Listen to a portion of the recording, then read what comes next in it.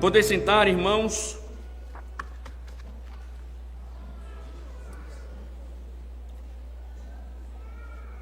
Vamos orar. Ó Deus bondoso,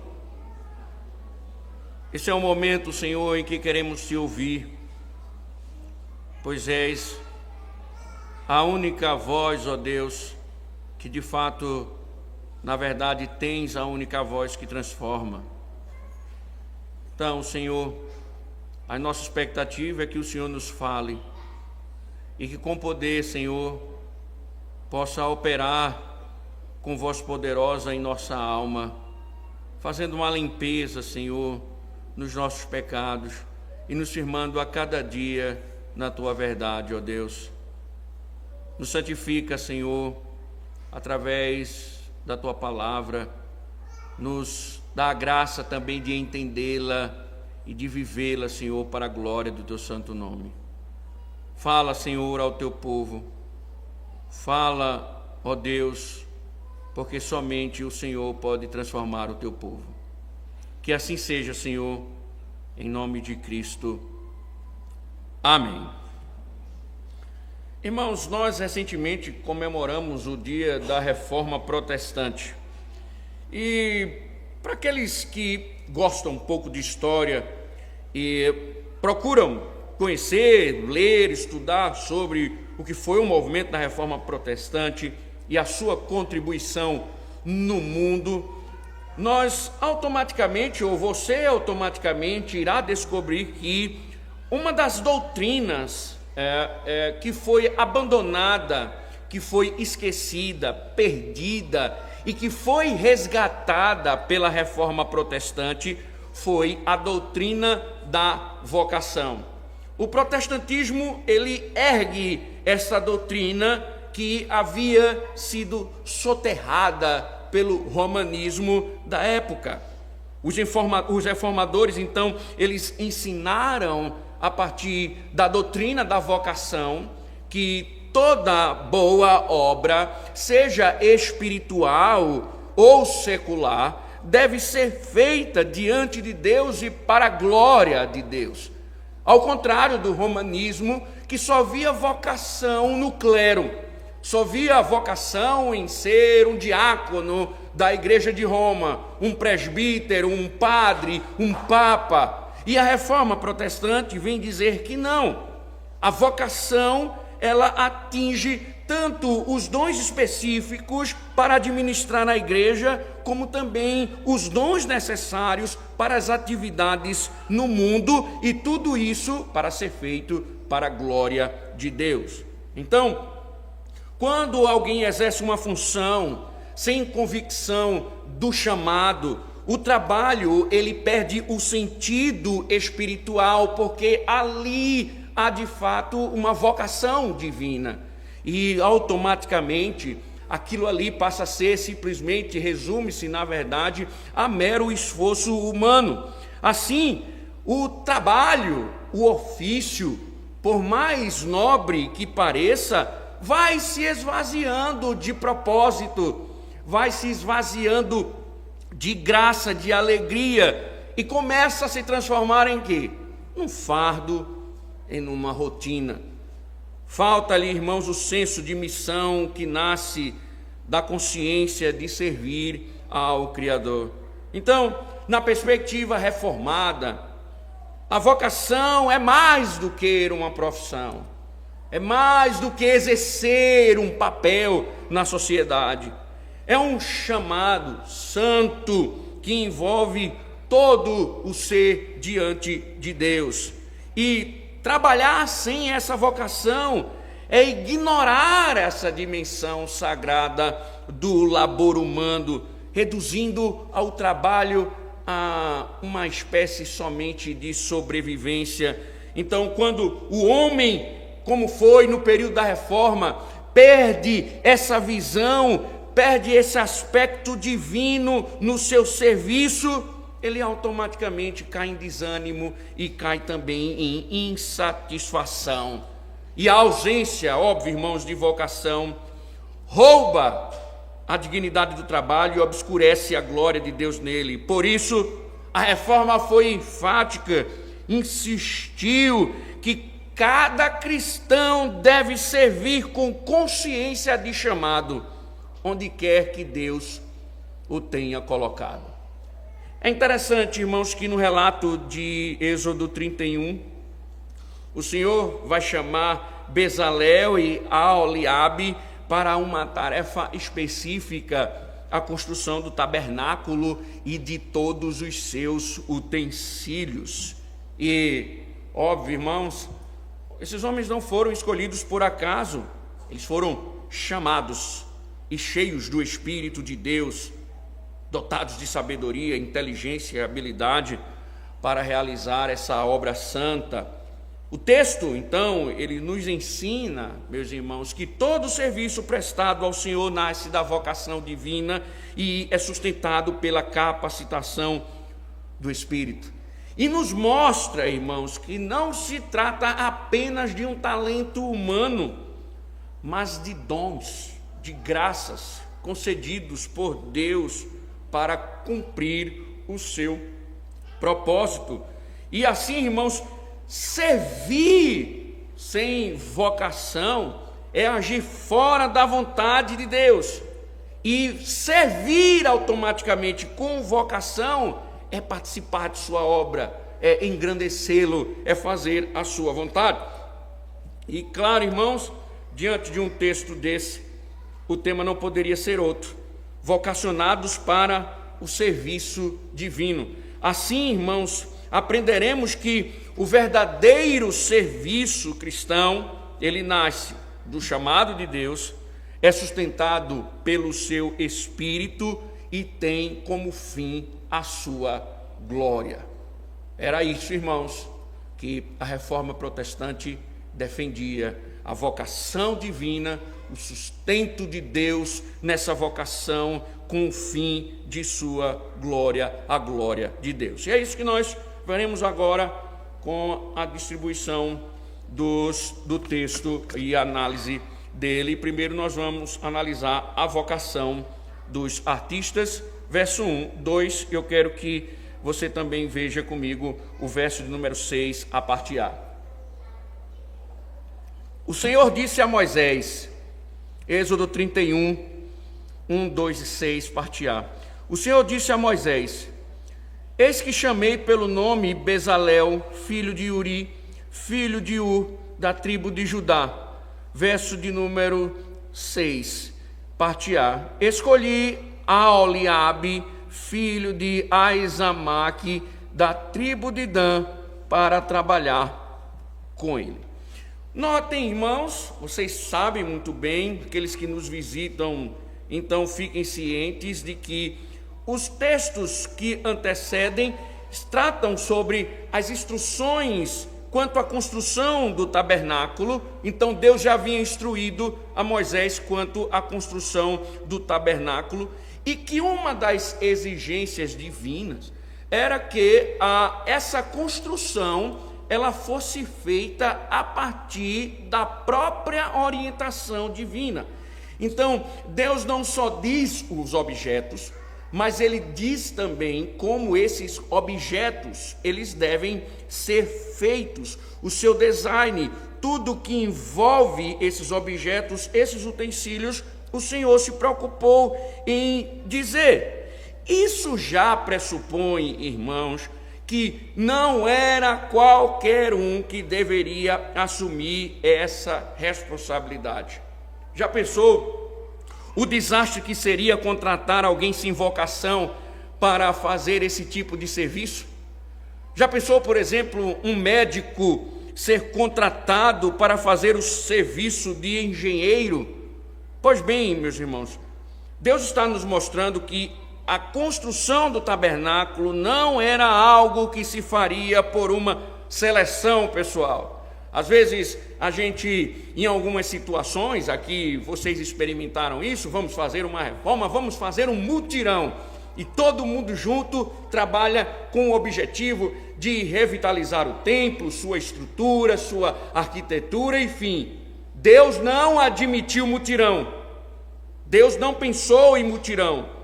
de israelitas: olha, reúne o povo aí, faz um mutirão, convida todo mundo para construir. Não, nem Moisés podia se intrometer. E ora que sacerdote, ora que é profeta, e Deus não quer que Moisés entre nesse trabalho. Eram pessoas específicas, separadas para esse serviço. Óbvio, irmãos, Moisés, ele era profeta, mas ele não era artesão. O Senhor, então, não designa esse trabalho para ele. Vem então o texto. Depois de todas as instruções, o Senhor surge então com 2 nomes de sua própria indicação. Ou seja, Deus é quem chama esses homens para o serviço do tabernáculo. Bezalel e Aholiabe, um artesão mestre, e o seu assistente chefes, escolhidos de uma forma pessoal pelo Senhor. Veja, é o próprio Senhor quem escolhe esses homens. Foi um chamado divino específico para a construção. Então, não é uma dedicação voluntária. Eles não chegaram e disseram: não, eu tenho uma formação, está aqui o meu currículo, eu já trabalhei nisso ou naquilo, então eu quero contribuir na construção do tabernáculo. Eles não se apresentaram, eles não se ofereceram voluntariamente. Esses homens, eles são especificamente chamados pelo Senhor. Deus os chamou pelo nome. Então, uma das coisas, irmãos, que nós aprendemos, já falamos aqui inúmeras vezes quando tratamos de vocação, a vocação verdadeira, embora exista o nascer do desejo, mas o cerne, a base fundamental é a vocação, ela surge de um desejo divino. É Deus quem deseja, antes de tudo, que aquela pessoa ela seja instalada, colocá-la para serviço. É de Deus. E aqui, irmãos, interessa também pensarmos: Bezalel significa na sombra de Deus, um nome que já mostra a sua condição espiritual. É um homem que trabalha sob orientação divina. Esse nome identifica aquele que irá trabalhar. Ele é um homem que trabalha sob orientação divina e ele é protegido e guiado pelo Senhor. Aholiabe, por sua vez, significa minha tenda é o Pai Deus. Então, se de um lado há um homem que trabalha na sombra de Deus, há um homem que trabalha debaixo da orientação divina, do outro lado há alguém que está sendo aquele designado para edificar a morada do Altíssimo. Ou seja, irmãos, o que esses detalhes eles nos trazem, eles nos informam, é que, irmãos, esses nomes, eles mostram que a vocação não é um mero título, mas é uma identidade. Aqueles que são vocacionados, eles pertencem ao Senhor. Aqueles que são chamados por uma vocação, eles pertencem ao Senhor. Então, uma das coisas, irmãos, que nós precisamos entender quando nós falamos sobre a doutrina da vocação, quando Deus chama esses homens e quando essa identidade é revelada a partir dos seus nomes, nós devemos entender isso, que o serviço cristão, ele começa quando o servo entende que ele foi separado por Deus para a sua obra. É uma compreensão. A vocação tem esse cerne.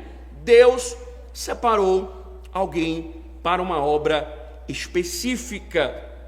Então, o Deus que chama, ele está separando o indivíduo para aquilo que é específico. Olhe bem, Moisés era profeta. Moisés lidera o povo durante anos. Moisés está no monte, ouvindo as instruções de Deus. Deus está contando tudo o que deve ser feito no tabernáculo. Mas Moisés não era artesão.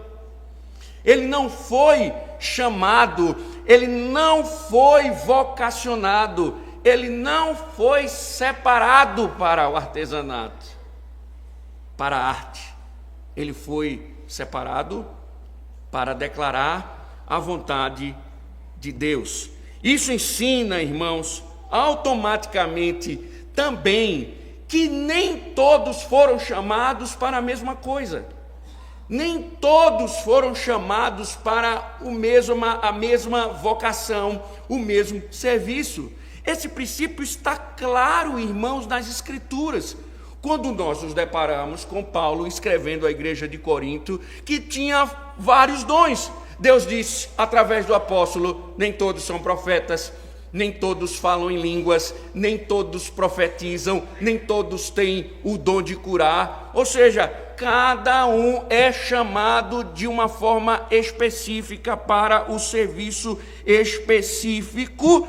Ou seja, cada um tem um chamado dentro da economia divina, um chamado distinto, diferente, porque há essa pluralidade vocacional entre o povo de Deus. Há uma pluralidade de vocações, de dons entre o povo de Deus. Ou seja, quando Deus chama esses homens, eles são chamados especificamente para uma tarefa, eles automaticamente delimitam a função e garante a presença na verdade, divina nessa obra. O que isso tem a nos ensinar, irmãos? Não se contente com um serviço apenas por oportunidade, reconhecimento ou costume. Há hoje 3 erros comuns. Primeiro, o voluntarianismo desenfreado.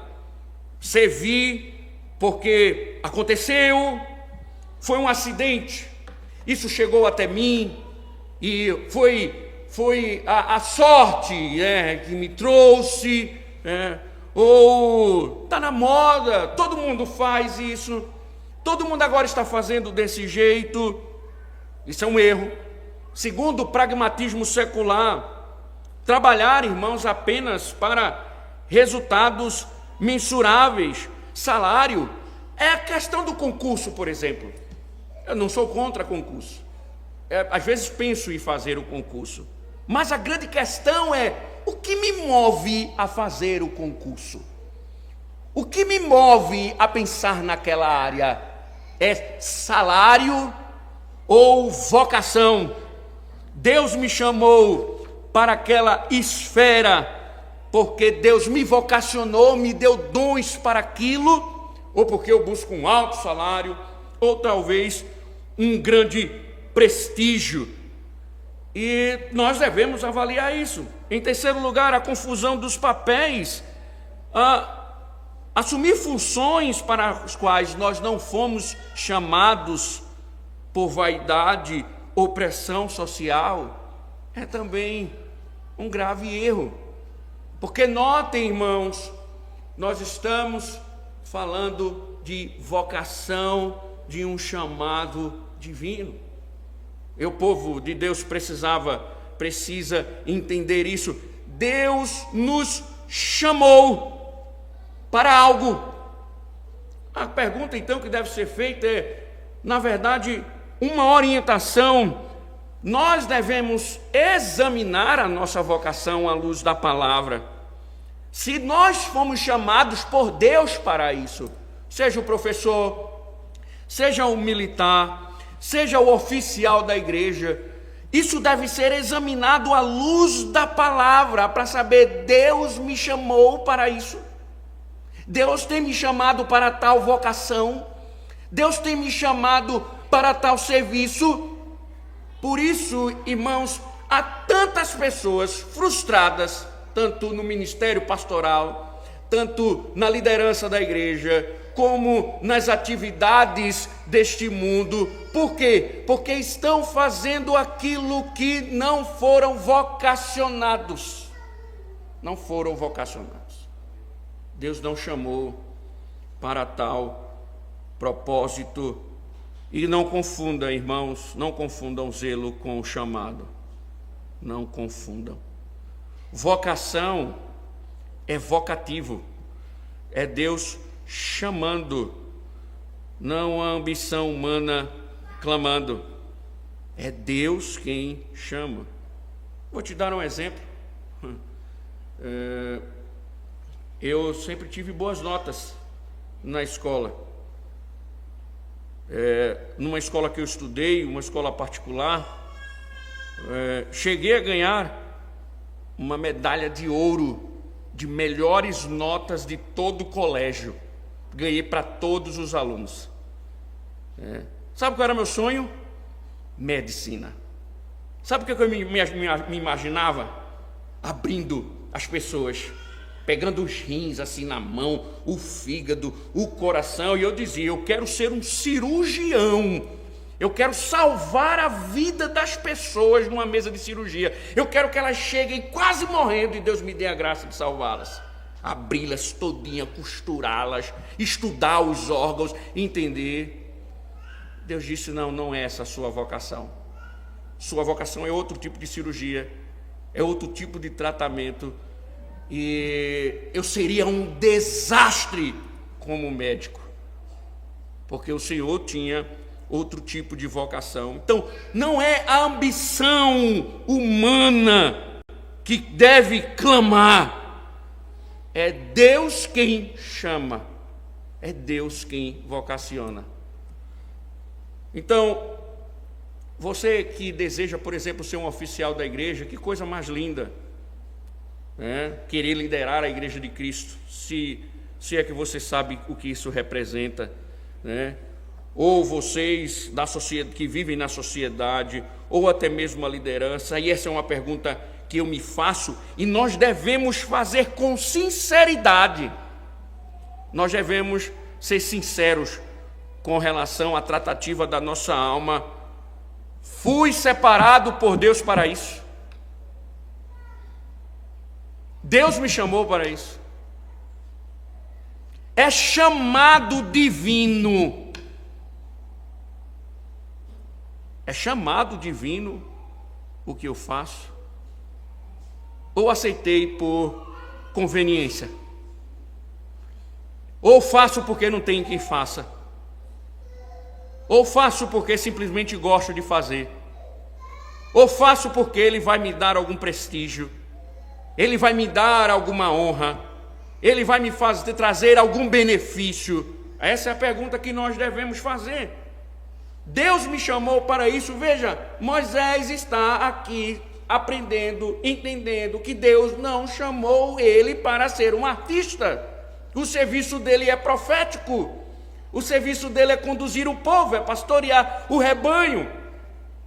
E nós muitas vezes temos que entender isso, né? Nós temos que entender que isso é uma vocação divina. E a pergunta deve ser feita: o que eu faço? É porque Deus me vocacionou? Eu sou vocacionado de fato para fazer o que faço? Por isso, irmãos, oriento.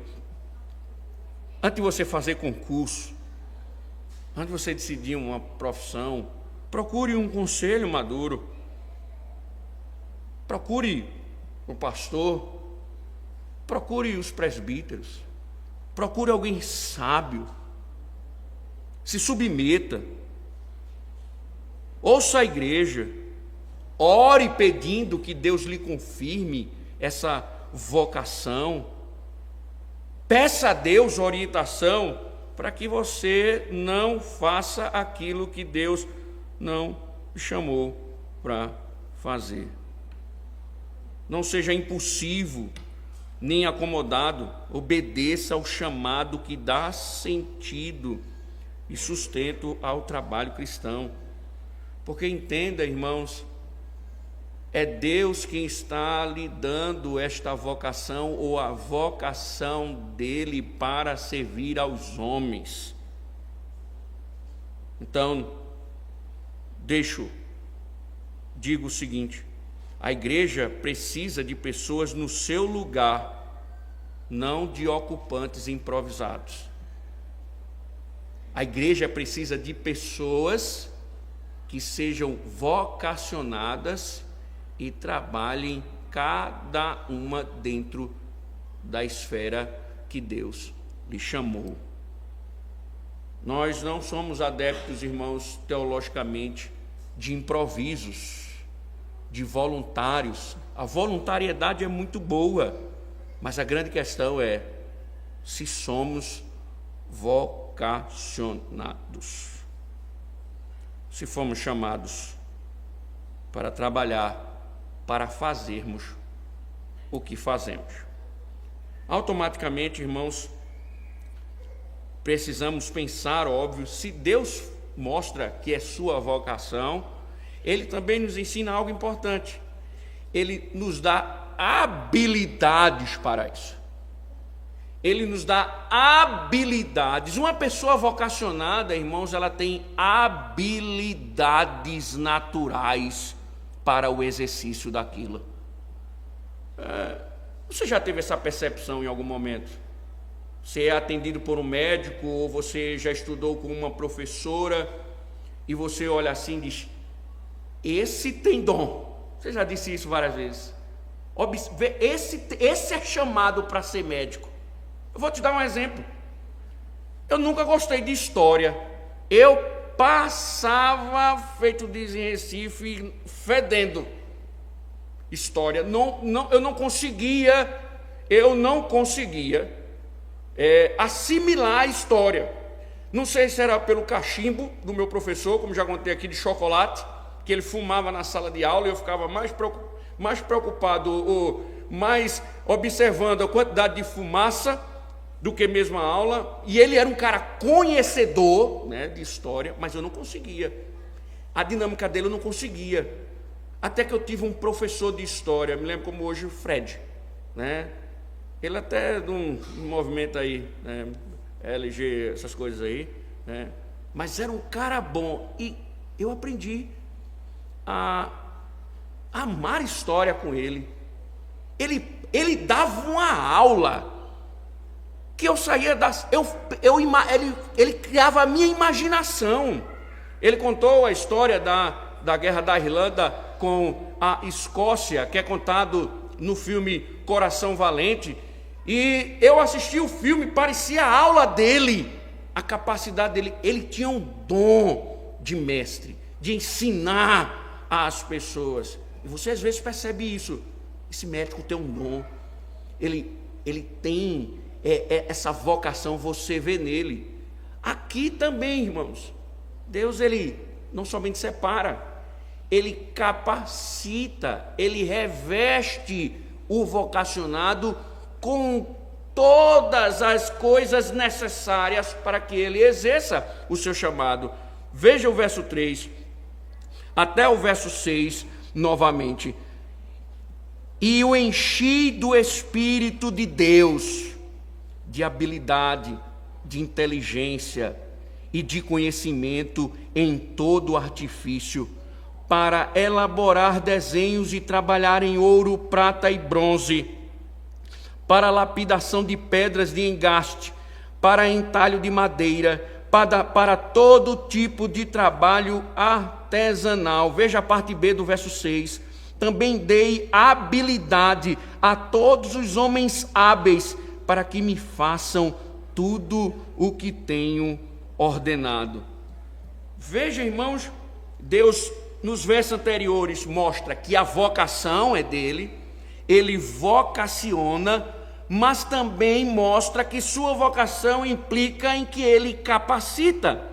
Note que ele diz: enchi do Espírito de Deus, de sabedoria, de entendimento, de conhecimento e de todo artifício. Então observem, por que é importante ser vocacionado por Deus? Porque a vocação, ela vem agregada com a capacitação.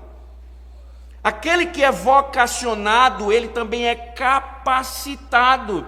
Ele recebe as ferramentas corretas, certas, para o seu exercício. E aqui essas ferramentas estão descritas. Receberam o Espírito Santo, a habilidade, a inteligência e o conhecimento necessário para executar uma obra única, o tabernáculo, o lugar da habitação divina.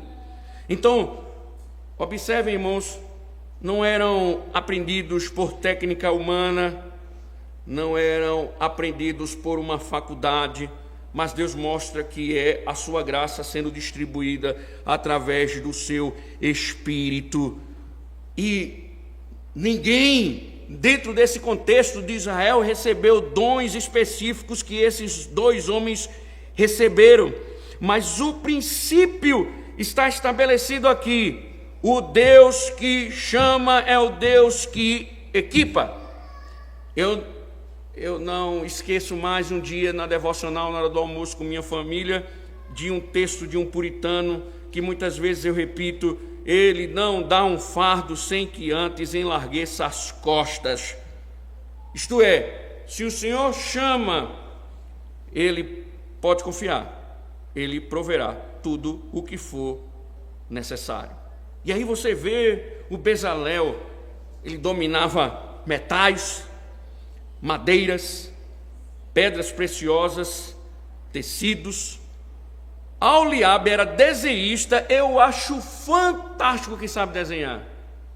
Ele era um desenhista por dom divino, bordador, e mestre de obras. Observem, cada um deles possuíam talentos distintos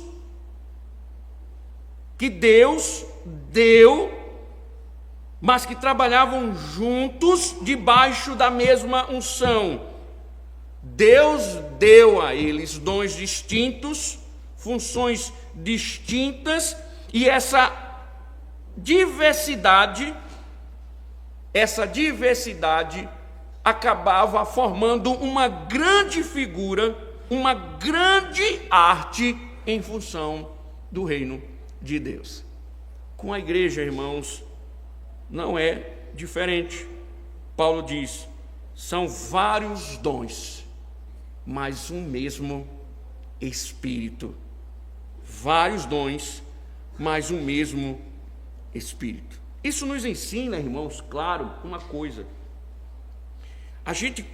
Quando a gente perde de vista esse aspecto de que Deus nos chama, nos vocaciona e paralelamente nos dá as habilidades necessárias para exercermos tal função, tal chamado, nós muitas vezes perdemos isto de vista, porque há uma tentação moderna de confiar exclusivamente em técnica.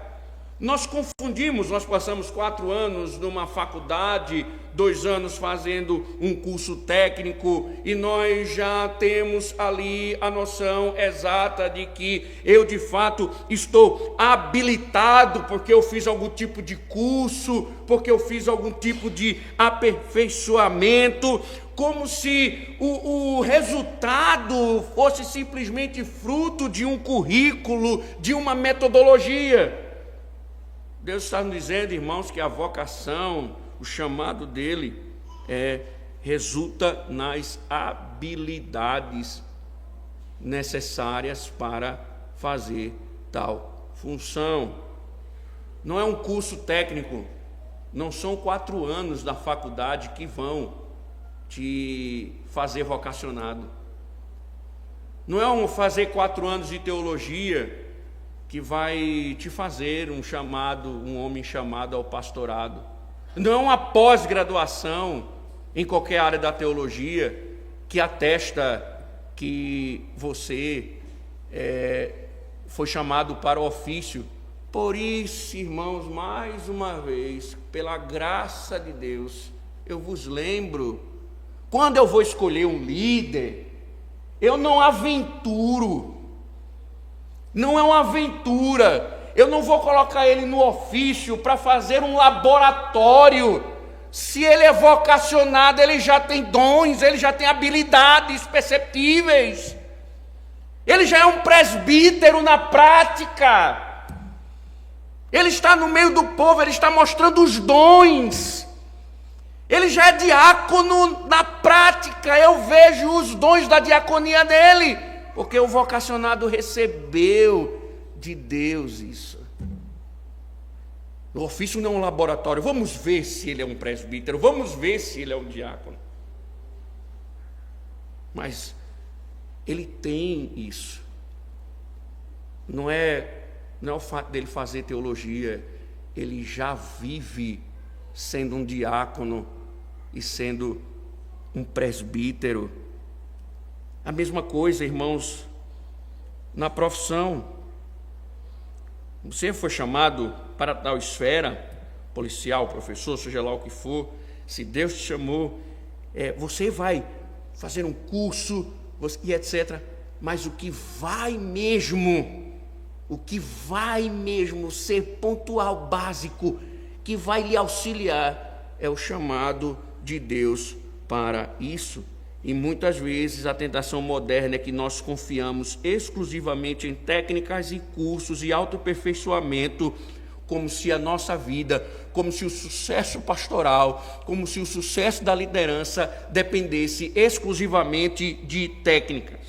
O outro erro, irmãos, é o sufocamento espiritual, que é usar dons para autopromoção ou tratar a graça como recurso humano. E a verdade bíblica é contrária a essas duas falsas seguranças. A vocação, irmãos, sem o Espírito produz atividade vazia. O talento sem independência procura ou produz orgulho. Então eu devo entender e reconhecer que esses talentos não são meus, são do Senhor, não são próprios meus, são dádivas, são Deus que me deu, só foi Deus que deu, que me capacitou, Portanto, irmãos, o vocacionado ele tem que cultivar diariamente a dependência do Espírito. Uma pessoa vocacionada para o ministério pastoral, para o presbiterato, diaconato, para ser professor, para ser um bom policial, um bom juiz, um bom advogado, seja lá qual for a esfera que ele trabalhar, ele tem que fazer isso diariamente na dependência do Espírito. Isso significa, irmãos, uma disciplina diária de oração, estudo bíblico e humildade. Sabe por quê, irmãos? Porque ainda que Deus nos encha de habilidades, nós somos limitados. Então, por vezes nós pedimos a Deus habilidades e esquecemos de pedir sabedoria. Às vezes nós pedimos a Deus eficiência, mas esquecemos de pedir a Deus sensibilidade. Lembre-se, irmãos, capacitação, dom, não mérito. Excelência é fruto da graça, não da autossuficiência. Por isso, irmãos, na prática, oriento, estabeleça um inventário espiritual semestral. Liste os dons que você acha que tem, avalie e peça que alguém avalie, um líder maduro, sábio, e peça ao Senhor confirmação. Porque se você não foi vocacionado para isso, você não recebeu as habilidades para fazer tal coisa ou realizar tal coisa. É por isso, irmãos, é uma desgraça na igreja quando você vê homens que não foram vocacionados assumirem a liderança da igreja. É uma desgraça para a igreja local e para o reino de Deus quando homens não vocacionados assumem a liderança. É por isso, irmãos, que nós devemos avaliar, sermos cautelosos. Veja a orientação de Paulo a Timóteo não imponha precipitadamente as mãos sobre alguém. Ou seja, em outras palavras, Timóteo, não ordene ninguém ao ministério de uma forma precipitada. E sabe qual é a pior coisa no ministério pastoral? Uma das crises é quando chega alguém indicado que a gente fica pensando, e se ele for escolhido pela igreja, meu Deus, eu não vejo vocação nele, como é que eu vou impor as mãos sobre ele, se eu não vejo vocação nele? E nós devemos entender, irmãos, precisamos pedir a confirmação do Senhor quanto a isso. Então, que isso fique claro, irmãos, porque nesta igreja nós já vimos histórias de que gente era diácono, depois foi eleito presbítero. Eu me pergunto, ele é o quê? Ele é um extraterrestre de vocação? Ele tem duas vocações ao mesmo tempo, porque se ele era diácono, ele não pode ser presbítero. Então, se ele hoje é presbítero, é porque ele nunca foi diácono. Mas falta essa percepção, irmãos, habilidades, de muitas vezes ver as habilidades e parar de estar escolhendo com carnalidade, porque Deus dá os dons necessários para o vocacionado. Mas qual o propósito, irmãos, disso? A glória de Deus, óbvio. É a glória de Deus. Veja, mais uma vez, o verso de número 6, a parte B, até o final. O Senhor fala, também dê habilidade a todos os homens hábeis, para que me façam tudo que tenho ordenado.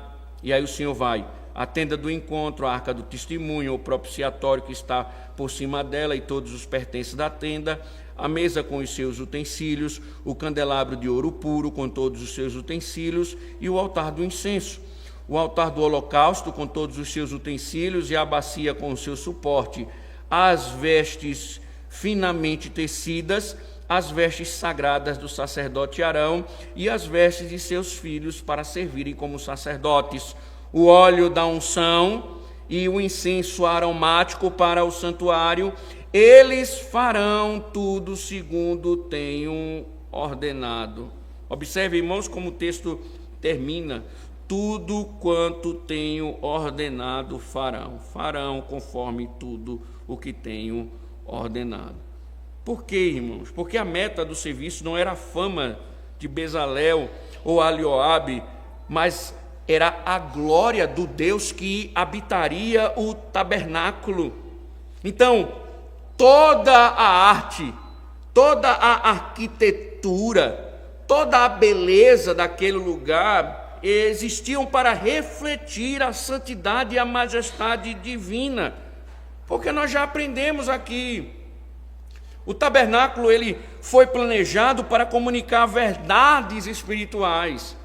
A arca da aliança representava o trono de Deus, a bacia, sua purificação, o altar, o sacrifício que apontava para a redenção. Então, tudo deveria ser verdadeiro, belo e bom, porque em toda essa estrutura, a beleza e a verdade são inseparáveis no caráter de Deus.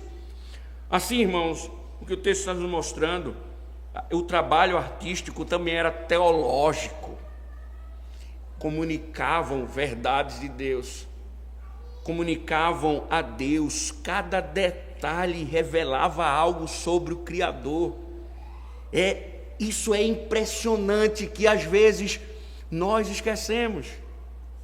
Nós olhamos para o aspecto educacional no nosso Brasil e nós abandonamos o método clássico e adotamos esse método paulo freireano que deixa todo mundo burro.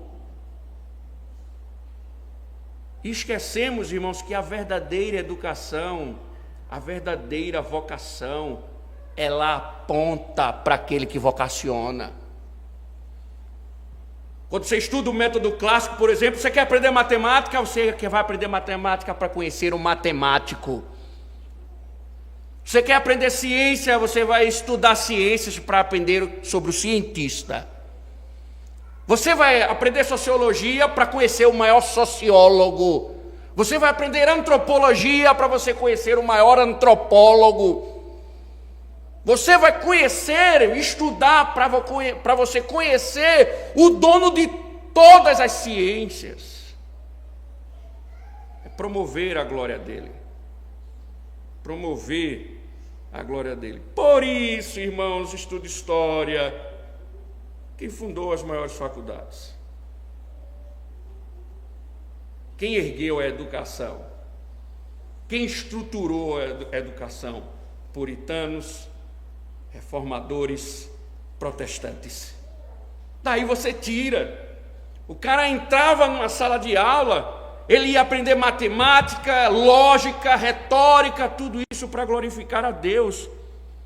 Ou seja, irmãos, até a educação é para adoração. Uma sala de faculdade também deve ser um lugar de culto, de glorificar o Criador. Deus está mostrando a esses artistas que o trabalho deles também era um trabalho teológico.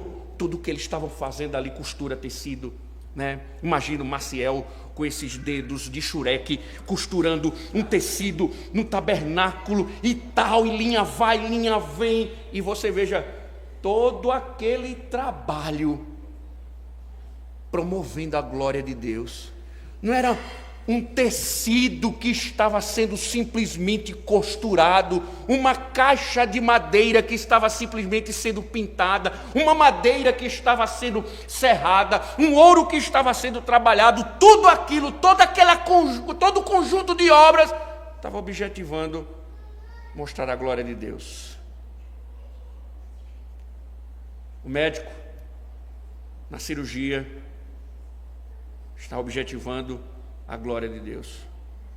Um professor vai para a sala de aula, objetivando a glória de Deus. Tudo aponta para Ele, para aquilo que é belo, para aquilo que é glorioso. Uma educação que não revela a Deus não é educação. Uma ciência que descarta a Deus não é ciência. E hoje, irmãos, o serviço humano, a arte humana, veja, sofrem de uma estética da feiura. Você olha os... eu preciso me controlar para não... para os artistas, para as obras de artes desses lulopetistas. Você fica olhando assim, esse cara não fumou maconha.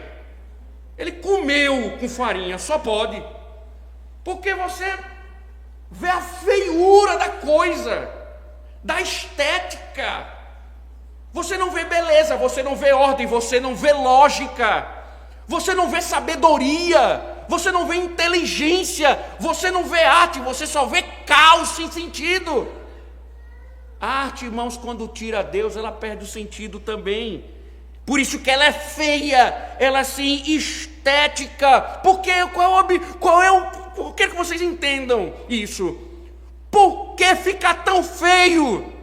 Por que fica tão horrível? Por que fica sem lógica? Porque ela não representa mais o Criador, representa o coração do homem no pecado. Sem lógica, feio, destruído, horrível. Por isso que essa arte, quando você tira Deus, ela perde a lógica, fica uma coisa horrível. Você olha e vê um povo tudo doido, que você não entende nada. Observe a música. Observe a música. A música é um reflexo natural dessa arte. Observe a música. Estude, veja, analise as letras das músicas que fazem sucesso hoje. Até um dia desse, irmãos, um cara endeusado, convidado para cantar e que ficou rico, ficou por causa de uma caneta azul, de uma azul caneta. Deu para entender a lástima, irmãos, de um problema cognitivo nos seres humanos. Para quando você olha a história humana, quando você vê um Bach, quando você vê um Beethoven, quando você vê uma música clássica que você parece que a música lhe toma, lhe carrega, parece que ela lhe impulsiona, porque ela vai justamente conduzindo o homem para refletir sobre Deus. A arte é um caos hoje, a música é um caos, porque tiraram Deus da cultura, uma vez que nossa cultura é marxista, tiraram Deus, e quando ela diz que está apresentando cultura, ela está simplesmente mostrando o coração do homem, por isso que não tem lógica, por isso que é feio, revela o homem que não tem Deus. Deus está dizendo, essa arte ela tem que me glorificar, esse conteúdo.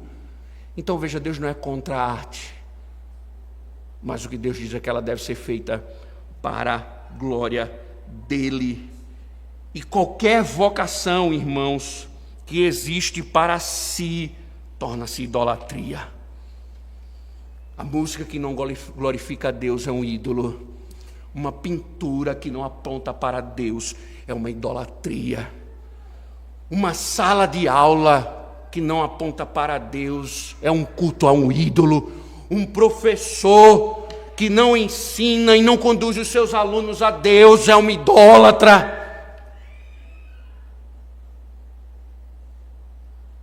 Porque o que não aponta para Deus aponta para os ídolos, irmãos. Aquilo que não glorifica a Deus exalta os ídolos.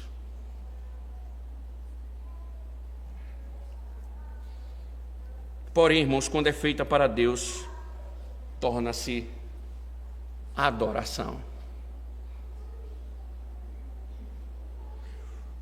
E aí, irmãos, veja como isso é perigoso quando a gente não pensa sobre essas questões. O perigo mais sutil é transformar o serviço em autopromoção.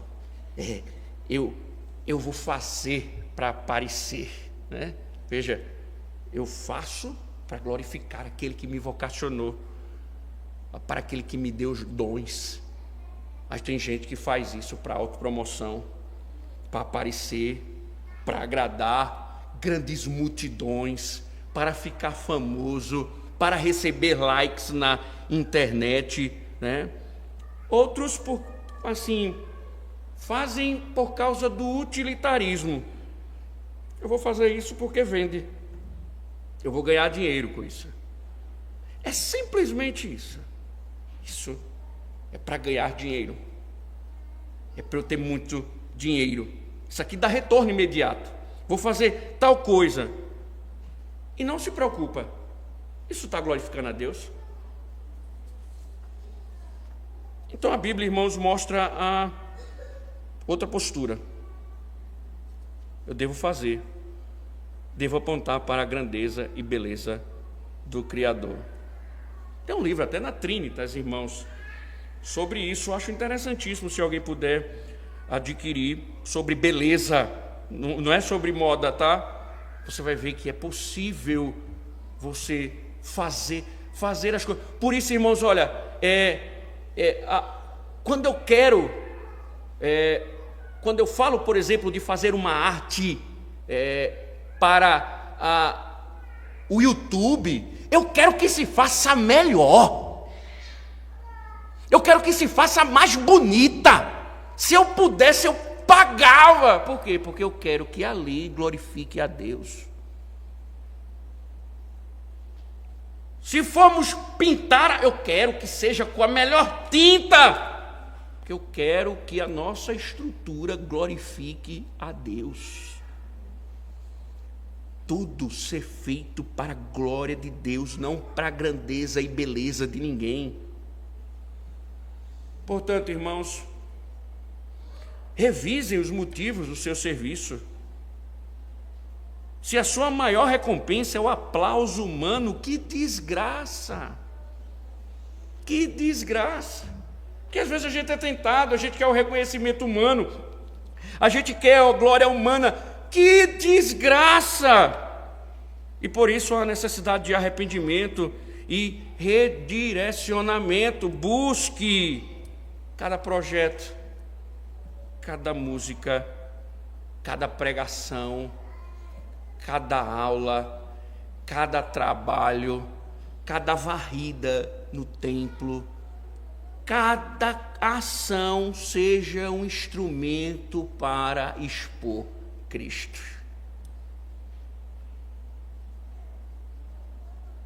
Mesmo quando isso implique, irmãos, escolhas que o mundo não entende. Mesmo que isso implique em escolhas que as pessoas não entendem. Então, irmãos, antes de começar qualquer projeto, definam em uma frase como isso glorifica a Deus. Faça essa pergunta: como isso glorifica a Deus? Se não houver resposta honesta, não faça. Não faça. Modele sua arte e ministério por padrões bíblicos de bondade, verdade e beleza. Não pela estética da especialidade humana, mas pela teologia da glória divina. E por isso eu devo me perguntar: no meu trabalho, isso aqui é pontual? As pessoas estão sendo atraídas a Cristo? No meu serviço, as pessoas estão sendo atraídas a Cristo, estão encontrando Cristo. Não é que elas estão se convertendo, é se elas estão encontrando Cristo. E automaticamente, se algumas delas estão sendo transformadas. Se não, por que não? Porque a minha arte e a minha vocação não estão servindo para a glória de Deus, mas para pagar o salário, para me autopromover, para eu garantir minha aposentadoria durante um tempo, enquanto estiver na velhice, né? Se não glorifica a Deus, irmãos, não vai levar pecadores a Deus. Se não visa promover a glória de Deus, não levará Deus aos pecadores. Então, deixa eu te dizer uma coisa: se a glória humana predomina, mude o rumo. Você não está sendo um vocacionado por Deus. Não está mostrando sinais de que é vocacionado por Deus. Mas, caminhando para o final, irmãos, o que isso tem a ver com Cristo, né? Bezalel e Alioabe prefiguram Cristo, irmãos. O Bezalel, na verdade, na sombra de Deus, aponta para um filho que viveu sobre a perfeita submissão ao Pai.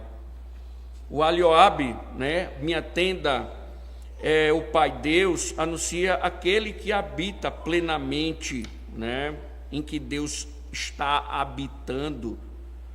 E eles foram cheios do Espírito para fazer o tabernáculo terreno.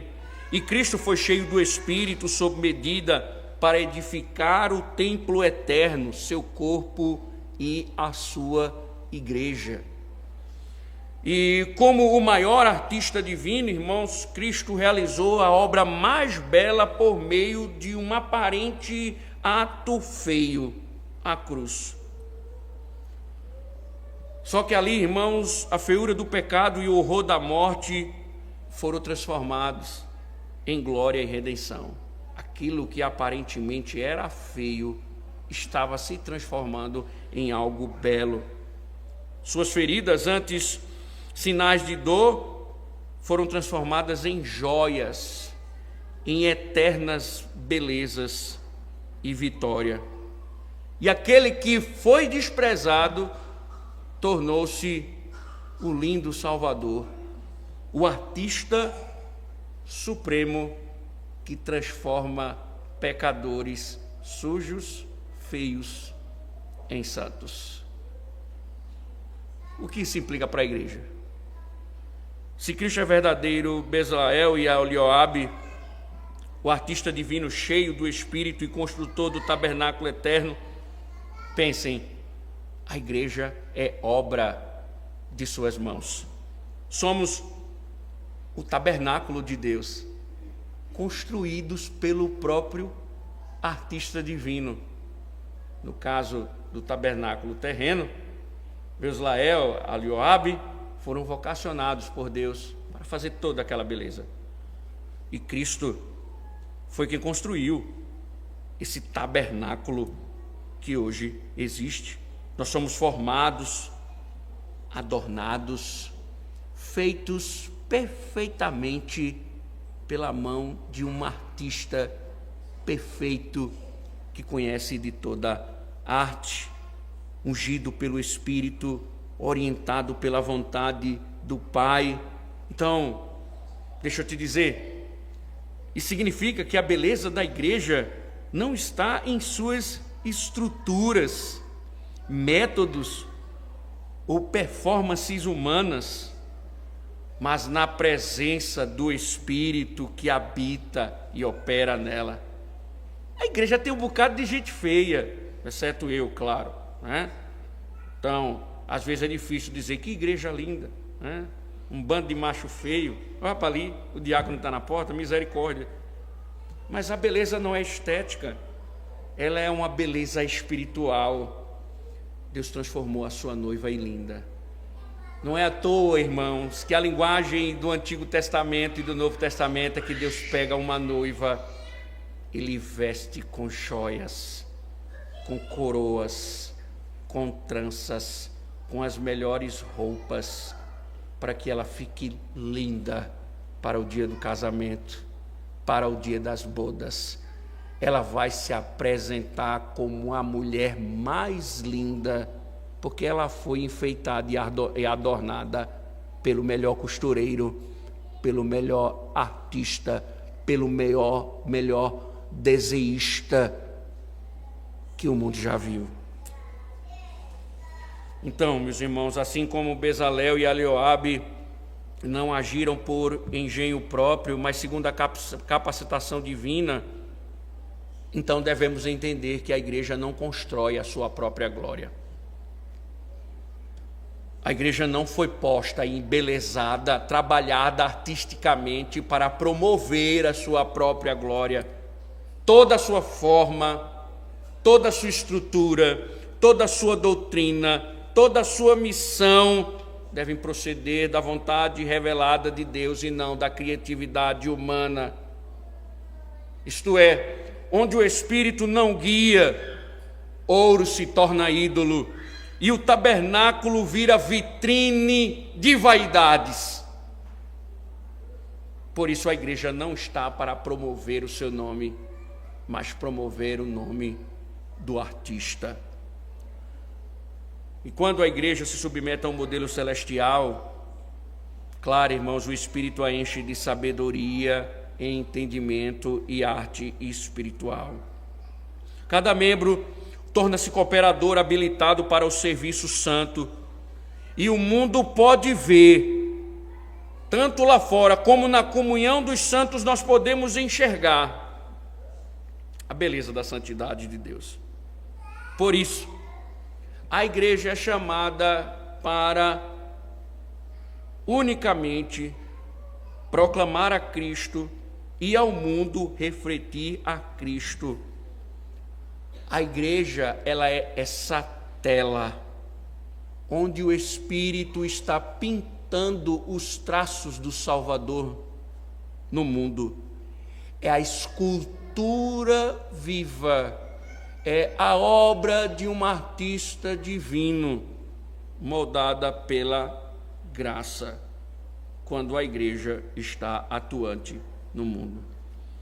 Então a cruz, que foi instrumento da vergonha, tornou-se o emblema da glória. E assim também a igreja, mesmo em meio à fraqueza e à perseguição, está posta no mundo para manifestar a Deus e a sua glória na vocação.